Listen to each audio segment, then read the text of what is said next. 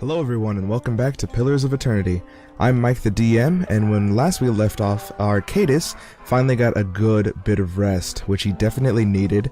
So good in fact that both I and our buddy Aloth, who we just picked up in the last game, have leveled up. So I think we'll take a look at that where we can, oh great. How do I level up? I'm sure if I click this button. There we go. I guess we're starting with Aloth then. Oh, that's not what he looks like in his portrait, but I guess it's that shawl, huh? Covering up his little head. Wow, so 4 points to advance at this level, which I guess is a really good level to have, lore. Currently, Arcadis the Rogue is covering mechanics and stealth, and I mean, athletics is useful, and here's what we'll do. I think here's what we'll do. We'll put a point there. I don't know. I feel like we have to at least min-max a little bit with this guy. So we'll put 4 points, or use 4 points to gain a rank in lore for Aloth. Aloth was it? And we don't really know much of what he does. He has a few first level spells. But we got 2 skill points left. I think maybe survival would be useful because we're going to be taking little naps in the forest, so why not? And stealth, maybe stealth is useful, just in case, I don't know, you're a wizard. You know, when I play wizards, I feel like a little bit of stealth is useful. So hey, we'll take it. We'll keep him back a little bit, but oh great, and then we got a whole bunch of skills to choose from. Oh man, we're in it now, guys. We're in it now. All the abilities, all the things one could ever want when you're a wizard, and none of the intelligence as to what they do. Wizards have access to a variety of offensive and personal defense spells. Unlike priests and druids, wizards learn individual spells that they can store and cast directly from their books. As wizards gain power, their weaker spells eventually shift to per encounter use. Huh. Okay. That's cool. Oh, excuse me. That's pretty cool. And what should we... Excuse me. What should we be taking? I really don't even know what he has already. And I don't know the difference as to per encounter. Oh man. Here, give me a minute. That's what I needed. Water right down my gullet a little bit. All of y'all like to get that ASMR, little bit of noise from everything going on in the background of my room. Yeah, we still don't know. I'm just burning time because I really... Oh, that sounds cool. That just sounds cool. Necrotic Lance. A 2nd level spell for a wizard. Yeah, I think all of these are 2nd level. Can we go... So we're going to have to start just like taking some time out of recording to look at everything that we can really do. Oh, you don't have a point. You don't have a point in any of that. Can I just... Oh, because I had picked one thing, and I assume that's the thing it goes to. If we go to previous, yeah. No, we have 2 points available. You know what? If we have 2 points available, let's take a Necrotic Lance, because this sounds very cool. What does infuse with vital essence do? Nah, you're not a healer. You're a fighter, and you're gonna fight, and you're gonna be the strongest wizard that there once ever was. Eldritch Aim. Useful. Ghost Blades. AoE piercing damage. Inflicts Hobble. Ooh, interesting. Jolting Touch. Some shock damage. I don't think we have any AoE spells. I mean, AoE abilities, period. So, well, maybe he has like a fireball. But let's take Ghost Blades, because I assume this will cover more area. You got class unlocks. Alright, and you're done. Aloth the level 3 wizard. And we have Arcadis. Let's try to make this as quick and succinct as possible. Put a point into stealth. Put a point into mechanics. You got 2 more points left. You can put a point there. And that's all your points. Wow, that was fast. Look at me, I'm so efficient. Right, now we got some more rogue abilities. We could take Dirty Fighting. Turning some of our hits into critical hits. We could take Escape, which could allow us to disengage easily. I did that on accident, and we're fine so far. Reckless Assault. Lowering your own deflection, but increasing your own accuracy and weapon damage. Useful if we had a tank, really. Ooh, 2 per encounter. See, this is cool. Crippling Strike. I'm going to take this. Crippling. Yep, we got 1 point. Crippling Strike. Just so we have more variety in what we can do. I can use 2 of that in a counter. Man, this place is rowdy AF, man. There's just people knocking shit over. We met in the last episode the dwarf that we had saved. Tenfrith. I'm not too sure. But I heard there was a dog upstairs. I kind of want to figure out if we can at least talk to the dog. Is that silly? Is that silly to think? You want some beer? You want some grain? Take it. Take some beer. Take some grain. Yeah, we'll definitely figure out how we go about selling everything. What is the space here? Backspace. That'll take so much time in game. And I don't really care to record just me staring at a menu. Got a table, got some copper and a potion of Wizard's Double. So, hey, look, he stole it, not me, guys. All right, who are these guys? Storm, Brightblade, and Selena Vertivo. Got some drunkards. Can we talk to you, little man? Hello, little man. You just coming to town? Kith, you seem to do alright. Kith, like you seem to do alright. I guess we do. I mean, we were a lot worse off previously, and I'm not saying we're out of the fire just yet. But God, I just knew it. I knew it too. I was like, these people stand out of place, and they just must be NPCs like the other ones, right? I bet I can talk to them, get a feel for the town. No, it is my ability to reach out for their soul and figure their history through my own reckoned senses. I don't know what I just said. Selena Vertivo. As you near, you feel a vibrant history contained in the essence of this woman's soul. Voices from its past seem to call out to you. Well, who am I to say no to voices from the past? Love it. Love it. Here we go. You see a woman emptying her satchel onto her bed, taking stock of her inventory. Potions, bandages, tinctures, and herbs are scattered throughout her room haphazardly.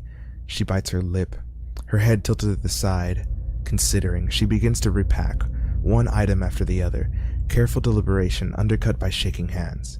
Each item has a clearly marked place, but no matter how she repacks it, she isn't satisfied. The shaking worsens as she empties it out once more, one hand held to her mouth. Tears eke from her eyes as she gives up all semblance of order and shoves everything she can into the satchel, grabbing it and running out of the bear house. You were in some bear house. Straightening her back, she walks to the docks, chin high, eyes hard and red. A gangly young elf offers his condolences, but she can't see him for the ocean ahead of her. Oh. She wanders the docks, offering her services as a doctor to any who will listen, anyone heading out on a high tide. Less than an hour later, she watches her childhood disappear in the distance. a tiny speck of an island, and tries not to jump. That's dark. That's deep. It's dark. You left your home. I'm just staring at you, just like, oh hey, I can feel your feelings, little elf girl, and I'm not gonna tell you about it. That's nice. Yeah, that's real nice. Real nice change of pace. Things are getting a little drab there, huh? Let me guess. Do I talk to you and you just have? As you near, you feel a vibrant history contained in the essence of this man's soul. You reach out to it, grasp it, and take it as your own. You see a group of young men standing around a makeshift practice target. This man stands in the middle of them, explaining the construction and use of a bow. He holds it up, pointing out each part of it as he speaks about it and what it does. He then walks away from the target, telling them to remain where they are, and takes his place about 200 feet away. He carefully lines up his shot, explaining what he is doing as he does, and lets the arrow fly. It hits the target dead center, much to the surprise and delight of the boys near it. He smiles, walking towards the boys, talking about proper stance and how to most effectively hold a bow. A noise comes from the tree line near the practice venue, and he stops, scanning the woods, blue eyes squinting against the sun. A shadow moves, making its way through the forest behind them. He draws an arrow and lines up the shot, carefully tracking the motion of the hidden creature. Loosing the arrow, he wastes no time and quickly grabs another. The boys spin, watching the arrow fly into the forest, immediately lost among the trees. There is sudden explosive movement in the undergrowth as a deer erupts from the tree line, running across the edge of the clearing. The boys laugh, turning to joke with the man about a lousy shot. They stop talking, seeing him holding the bow and leading the deer with a knocked arrow. They drop to the ground as he looses the last arrow, which flies true and strikes the deer right behind its shoulder, piercing its heart and lungs and dropping it dead almost immediately. The boys stare at the deer for a few seconds, and then slowly turn to look at the man, newfound respect in their eyes. He smiles again and breathes a quiet sigh of relief. Alright, Aragorn, Lord of the Rangers, I suppose. You got to teach the kids? Sounds like a nice little interesting history you have. It'd be nice if I could talk to you, but no, I'll just stare at you awkwardly. I feel like that's a better way to get to know people. That's what I do, really. I just kind of like stare at them, and then I imagine. What was your life like? I'll make it up. Let's see. You got any more NPCs that we can just stare at? Hey, Carouser. Whoa. Hey, look. People who can actually talk to us. Grab a drink, friend. Not much else of worth in this town. Hey, I'm up for it. Says the woman from Thane. Hey, we said we wouldn't mention Thane.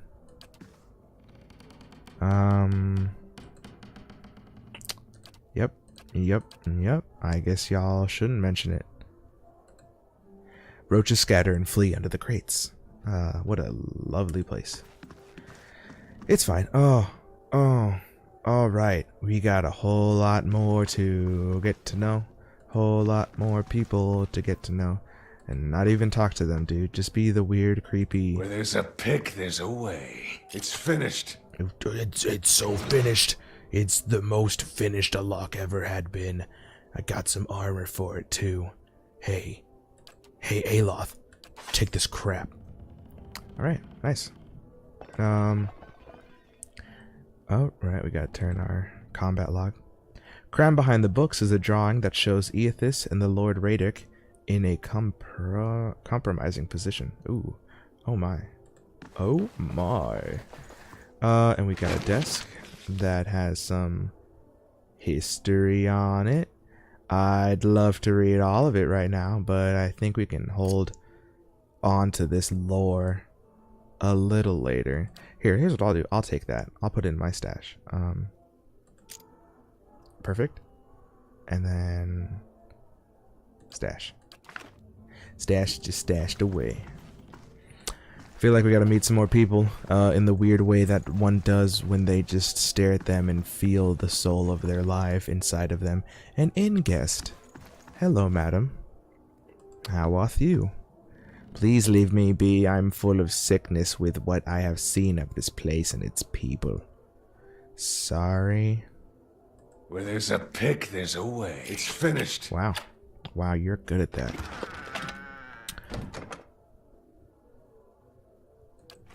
I'm a little worried about that because I don't want to be seen. I don't want to be seen stealing. Maybe I can. No, I don't think I can. Well, We're gonna go over here. a blade in the dark. Totally seen. I'm a bad guy. Sometimes. Hey, get out of here. No. I'm gonna take everything. I'm gonna take everything you have. And I'm getting out of here. Sorry. Hey, Aloth, I just stole that lady's sweet coat, so I think we're set now. Think we have everything we would ever need to complete. Whoa, what is up with this place? It's all dirty. There's a little door here. Are you the black hound, little pup? What's this? These bones are covered in tiny bite marks. Hello, little pup. Oh, girl. This hound stares intently at the covered window, head cocked as if waiting to hear a particular sound. It looks up when you approach and whines a low note, tail wagging slightly. Can I pet the dog? The dog's tail thumps happily against the floorboards. Yay. Anything else? I could use a good dog. Here, girl. What? That was so easy. The dog's ears perk up. It trots over to you and barks happily. You have gained an item. This dog. It is now in your backpack. No effing way. No effing way. I can sell this dog. This small dog has a glossy black coat and an affordable disposition. She trots along at your heels, gazing up devotedly whenever you come to a stop. Oh my god, it's so heavy. I'm gonna put something away. I'm gonna put whatever I can away. Just so I can hang out with this dog. Yeah, my dog. You give me my dog. And I'll put the dog in the stash forever. Now, I think we're gonna leave absolute space in our inventory. So that we have the Black Hound. We need to come up with a name for her. Sela Ammon? You can sense history in her soul. You see a long, empty road cutting through two large crop fields. The air is silent and the land seems too still for an early afternoon. This woman walks slowly on the road, leading a horse, curiously looking around. She seems to sense something wrong, but is unable to discern what it is. She stops, sniffing the air, her nose high, her brow crinkles, and she casts about, looking for something. The air is clear, no clouds. She sniffs again, still looking around, confusion clouding her face, mouthing a single word, "Fire!" She looks out across the fields, her confusion turning to fear. She holds her hand up to block the sun from her eyes and scans the fields again.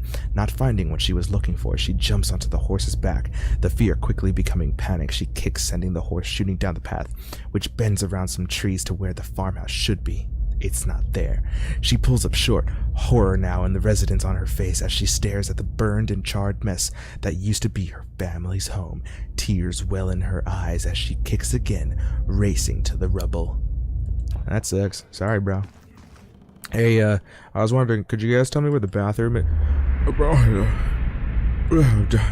You see a man soar through the air, hitting a nearby wall with a nauseating crunch. He doesn't get up. His attacker, a burly, clean-cut warrior with a carnivorous grin, turns and shoves his fist into the stomach of another assailant, removing another from the impromptu brawl. The bar is a whirlwind of elbows, knees, fists, and feet, with no end in sight, and he is in his element. Yep. In the corner, three smaller men speak quietly, throwing malicious glances at the larger man in the center. He breaks a chair over a tattooed head, cackling. The trio position themselves in three parts of the room, and with a terse nod they charge. Unfortunately for them, the man sees them coming. Something in his eye burns brightly, and all three slump to the ground in an agony that is all in their minds. The burly man bows to a room of the unconscious and incapacitated before sauntering out, off-key, whistle trailing behind him. Brutal. That's brutal. I get a feeling like these are like kind of adventurers. Like this guy looks like a monk. Shane Shakes Merlian.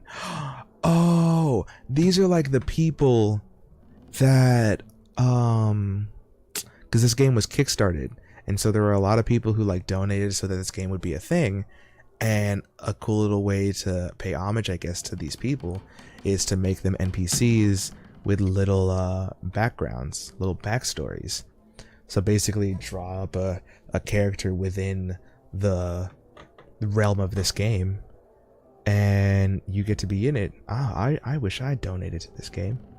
I wish I knew about it when it was just a Kickstarter. Hey, I'm about to throw up. Oh, I'm about to throw up. Shane Shakes Merlian. Oh, this one's shorter. You see an excuse me. You see an emaciated boy in chains, black holes for eyes, staring sightlessly at the wall.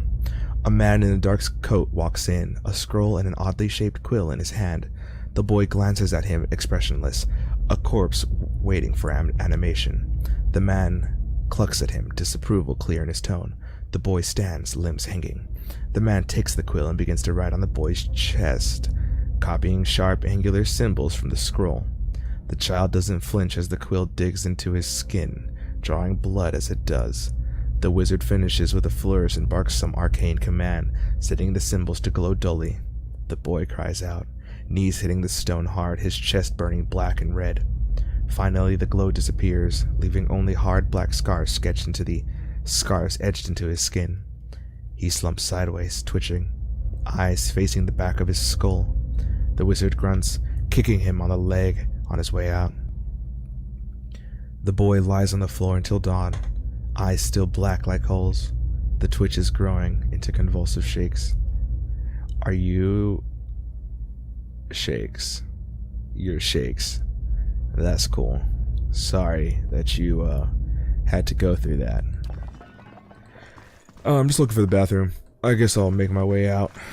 What does this map say? Yeah, this map says this is the bathroom. The glossary contains definitions and explanations of many terms used in this game, and you can take some time to just, make another episode in which you just read everything from your journal and your bestiary.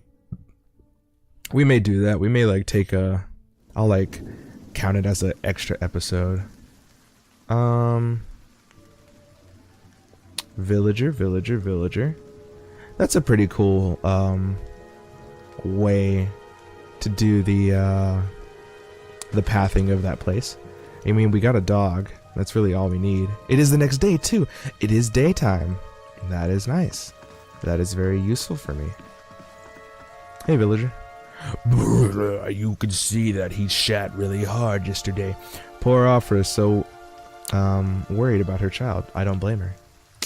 Yeah, I don't blame her either in a town like this, huh? You come across 3 men. You realize in their history they've only been drinking. And they're not told her. That's not the pistol. Ha! Alright, funny. Funny, guys. Decent folks like you don't fare well in these parts. Well, thank you. Thank you for calling me decent folk. So yeah, we had a terrible, terrible dream that you wouldn't call a dream. You would rather call a nightmare that I had yesterday.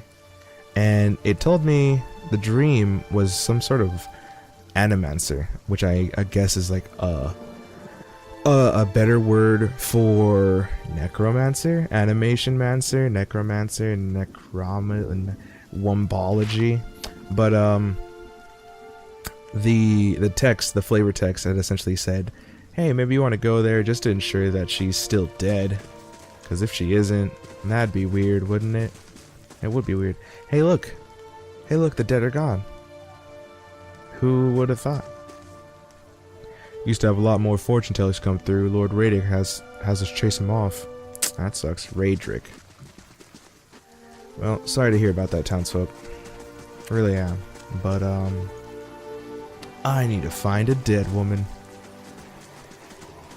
Hey, look, it's... You hear that? Oh. I wonder what it could be. Could it be Caldera de Baranzi, the dwarven animancer? One can only assume. Hey, Eater. The man smiles broadly. Welcome to our lovely village. Thanks, Matt. Eater. Edair. Hey, wizard. There's a lady hanging from this tree, and she's glowing purple. Can you get anything from that? You get any... What am I doing? Okay, here we go. Hello? Caldera de Baranzi. The squat, distended body of an elderly dwarf woman dangles from a thin, crooked bough that sags at the tug of her noose. The bloated purple flesh of her neck, worn away in patches like moth-eaten linen, bulges over the rope that suspends her, and her lifeless head lolls forward rigidly from one side to the other when the breeze shifts. I'm sorry. Yeah, just leave. Just forget it. You perceive a faint glow around her that casts no light on its surroundings, but there is a tepid warmth to it, and you feel somehow that you could reach out and touch it, if not with your hands, but with some aspect of yourself that has no worldly dimension. I'm gonna touch her with my mind's eye, which does sound inappropriate. You find yourself in another dimension, another time, the Twilight Zone. You take a deep breath, clearing your mind, focusing on your objective. As you exhale, you feel yourself spreading out toward the hanging woman, perceiving all that lies between you and her with a new unfamiliar awareness. Once you have expanded enough to reach her, there is a sudden jolt to your mind, a ringing electric surge of images and words and sounds. Well, give me some sounds then. Involuntarily, you shut your eyes and feel yourself being pulled down to some deeper consciousness in a space occupied by only you and Mahatma Gandhi, by you and the hanging woman, and when you open them again, she is staring at you with eyes clouded in milky fog. Her body still swaying in the wind, you no longer feel from a tree that stands planted in a misty void. The woman gives you a slow nod of her head, the rope creaking as she does so, and she smiles at you. Hi. Have you come here for me, dear? Or have you gotten lost? Ah, it is both, I think. Yes? Yeah, yeah. Kinda both. I'm not imagining this. This has been going on for days. I imagine you're able to speak to me because you're either a ghost or friends of ghosts, but I want to know something about you. Me? I'll bore you to tears, though. No. I'm sure your whole story must be quite interesting because you're talking to me from the dead from a tree. Who are you? And here I thought you'd come to visit me in particular. Caldera de Baranzi, of the Valian Royal Academy of Animantic Sciences. Not the greatest of their number, but I came here all the same because this was where help was needed. That's very noble of you, but I'm kinda new in town. Could you tell me what a animancer? What's an animancer? A student of the soul. Something so basic, yet so poorly understood. But so many breakthroughs have been made in my lifetime. Had been. To hear the locals tell it, we're a gang of soul manglers that preys upon the weak-minded. And the worst of us are. Oh, cool. So, like, you touch people's souls and stuff, and that's just, you know, fine and dandy. But the best of us? The best? Inspirations. Miracle workers. My parents were soul twins. Miserable before they met, empty inside. It was an animancer who helped one find the other. Turned their lives around. You wouldn't believe the stories. Amnesiacs helped to remember their lives. The suicidal brought back from the brink of oblivion. the elderly afforded extra moments to say their goodbyes. How soon we forget when we're afraid. It's a fascinating science. A fascinating time to be alive in a place like Deerwood that does not control the research, no? I love the Valian Republics for many things, but their recent caution will leave them behind, I fear. It is a fascinating time to be alive. Zing, but you're not. That's very cool. That's pretty cool, no doubt. The fact that you guys can actually use your abilities to help people instead of, summoning lich armies, which I'm gonna assume and guess that might be a possibility of what an animancer who goes off the beaten path might do. Anyways, what happened? What happened to you? Why are you just hanging from this tree up there? Right, the king, huh? She laughs, a rasping, choked cackle escaping between rows of buttery yellow teeth, causing her body to bob up and down with each spasm. Seeing your blank expression, she catches herself. Oh, come now. Such a question. As though the answer were plain as a rope tied for strangling. Allow an old dwarf her last bit of cheer. No, yeah, it was a dumb question. It was a dumb question. Well, I came where I was needed, didn't I? Offered my services to Lord Radric for a pittance. A humble pittance. I was to examine the Lord's wife, see why the gods have seen fit to poison her womb. Studied her for months, looked high and low for impurities, tested her valence, the permeability of her essence. Do you know what I found? Herpes? Nothing at all. A healthy woman, head to toe, blessed with a beautiful soul. Such a sweet woman, too. Meek, but warm-hearted. A few months' time, and the lord of the house demanded answers.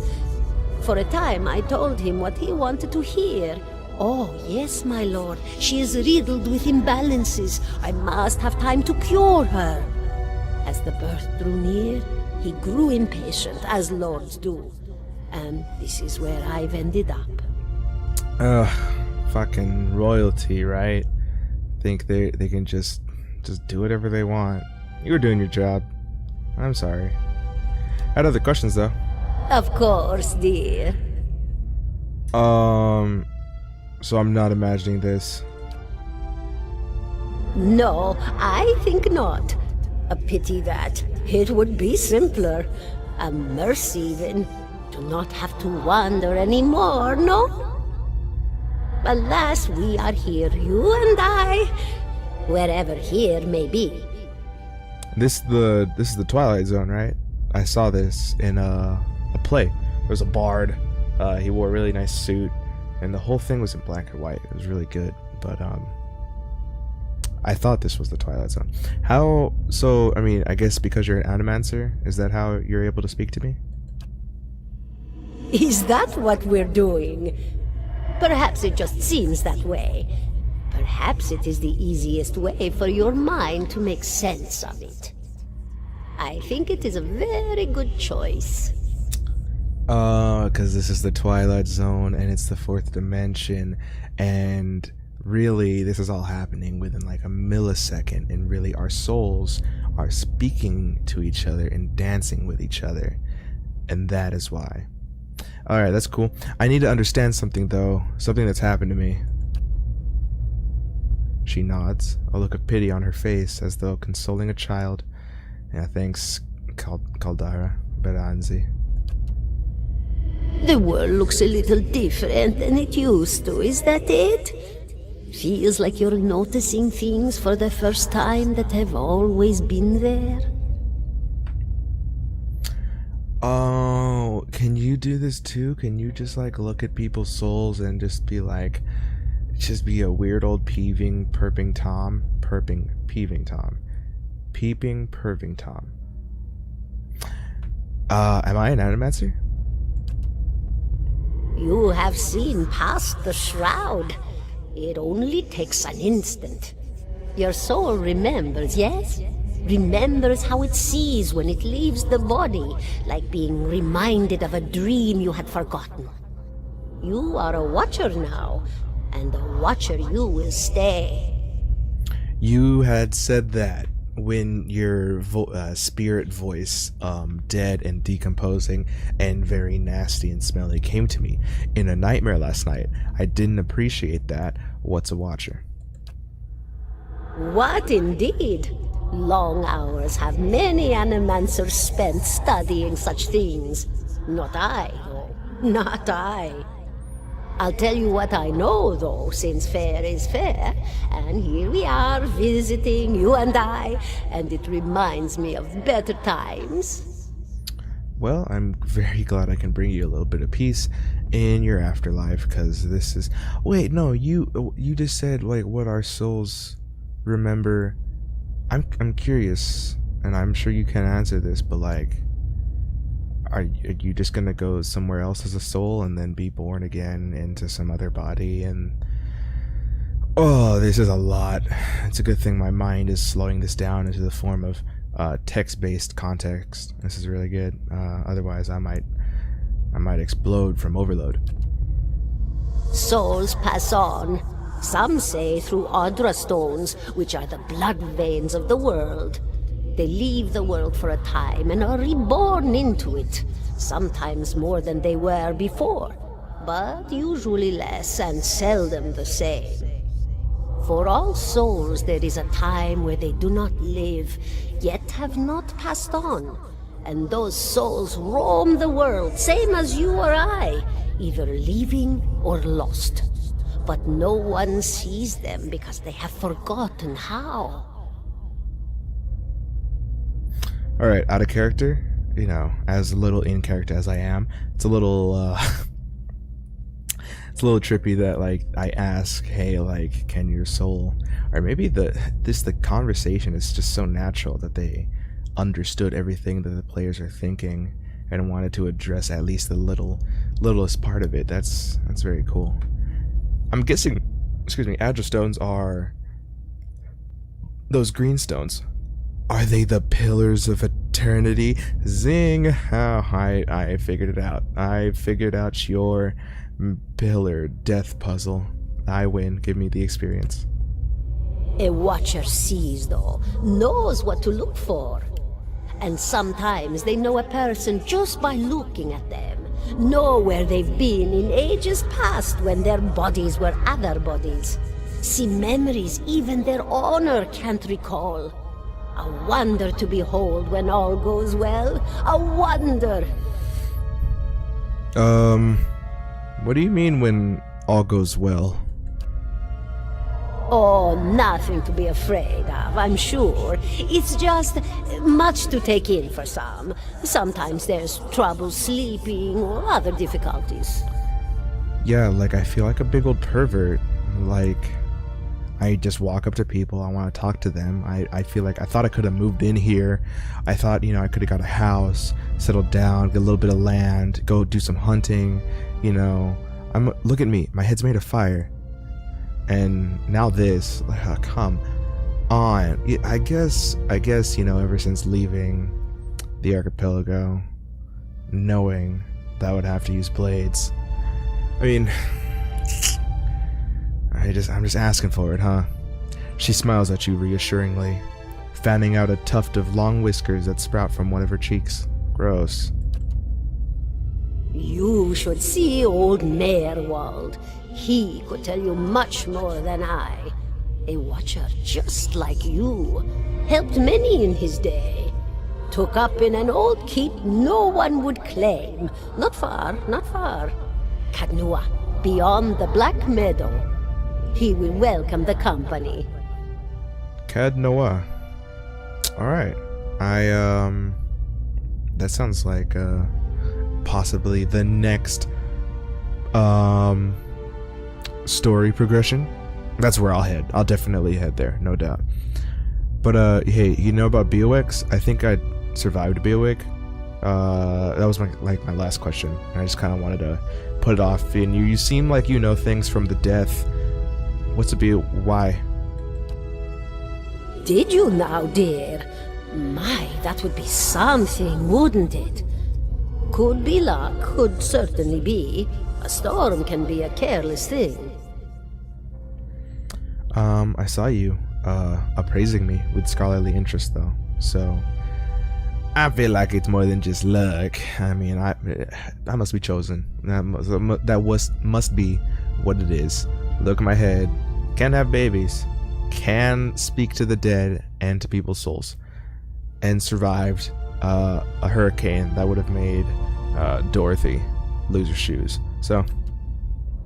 Or maybe it got its hands around your soul but couldn't pick it up. A soul can be heavy if it stayed in one piece through its time. Strong souls, we call them in the trade. Cold, I mean. Called them. Those days are all behind me, no? Yeah, no, I'm sorry. I am sorry about it. I would have liked to meet you in life when, you know, we could have shared some tea or something. You said souls break apart, though, and you said my soul's strong, so look, sorry, lady. I am looking for love, but I do not roll this particular way. So tell me about these souls. Oh, yes. Entropy. Rimagan's work. We know little of why or how. We lose pieces of ourselves when we die and pick up pieces of others when we are born again, but less than what we lost. We tried to stop it with the animantic sciences, but with little success. No. Oh. A very small few resist Rimergan's influence and stay together through some force of defiance, at least for a time. But they all succumb eventually, I think. Alright, well, thank you, Caldera de Baranzi. I gotta get going. Cad Noir, a fort, there's another watcher, appreciate it. You, hang in there. Farewell. Goodbye, my dear. It was lovely visiting. Caldera closes her eyes and her head slumps forward over the noose, and your surroundings seem to bleed into your vision from some unknown place of waiting. Arcadis was granted Crucible of the Soul. Aloth looks at you, though, through narrowed eyes. You alright? You seem lost just now. Party gained 934 experience for talking to a dead lady. Total quest experience 1400 for talking to a dead lady. This happens a lot. You'll have to get used to it. I'm just gonna pause, stare at someone. You know about souls. I'm not. No, it's nothing weird. I'm just a watcher. Do you know anything about watchers? If you think, well, that's interesting. As he says, well, that is interesting. He gives you a slight grin. And I expect that explains how you survived a bioweck, huh? In any case, I appreciate your honesty since we're traveling together. It's probably wise for us to share these things. Yes, it is. Do you know anything about watchers, wizard? Only that they're rare, and that they seem to have unique insights into certain soul conditions, he coughs. As you just demonstrated. Yeah, that's basically what I was doing. I can just look at her soul and talk to it, which is kind of weird. Let's continue on, and let's move on with this. I feel nauseous. Excuse me, sorry. And we got a new quest. If I look at the journal, we got the old watcher. Travel to Cade Noah. The spirit of Caldera de Baranzi, one of Lord Raedric's unfortunate victims, has directed me towards Cade Noah, where I will find a man named Mayorwald. Caldera has informed me that I have become something known as a watcher. One of those guys who's like sitting on a bench in a park and no one really cares that he's watching people because we all watch. And that this Mayorwald is a watcher as well. cool. Perhaps he can tell me more about what's happening to me. Perhaps indeed. But I think that'll have to wait until next episode, where we will do the best that we can to not lose our absolute flippin' minds, touching people's souls and stuff. Things are getting weird. But I hope you enjoyed it. Hope you're enjoying our walkthrough together of Pillars of Eternity. And hope you keep watching and waiting for the next one. Until next time, I'll see you guys later.